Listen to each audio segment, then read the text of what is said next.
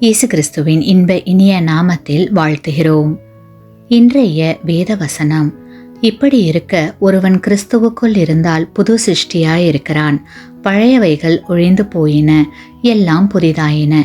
2 கொரிந்தியர் 5ஆம் அதிகாரம் 17ஆம் வசனம். Today's Bible verse.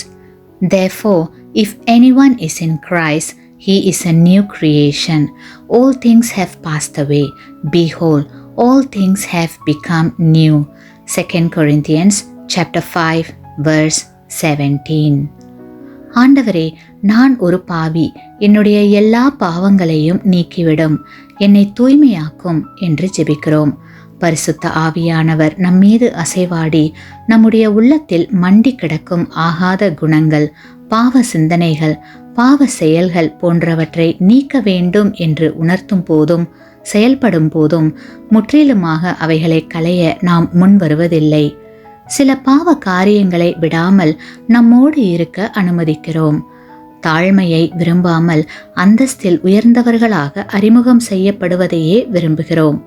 எந்த நிகழ்ச்சியிலும் முதலாவது இடத்தை தேடுகிறோம்.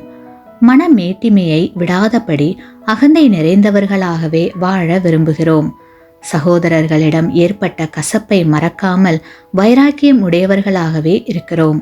சாதி உணர்வு குறைந்து விடாதபடி பார்த்து கொள்கிறோம். பணிவுடன் வாழாமல் செருக்குடன் வாழ்வதே சிறப்பு என்று எண்ணுகிறோம். சில காரியங்களை விட்டுவிட முன் வருகிற நாம் பல காரியங்களை விட்டுவிட முன் வருவதில்லை.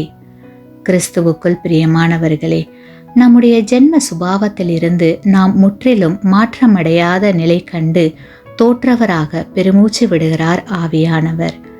ஆவியானவரின் முழு ஆளுகைக்குள் நாம் வருவதே உண்மையான மனமாற்றமாகும். அவ்வாறு மாறுவதற்கு நம்மிடத்தில் காணப்படுகின்ற அனைத்து இழிவான குணங்களையும் பாவ செயல்களையும் முற்றிலும் விட்டுவிட வேண்டும்.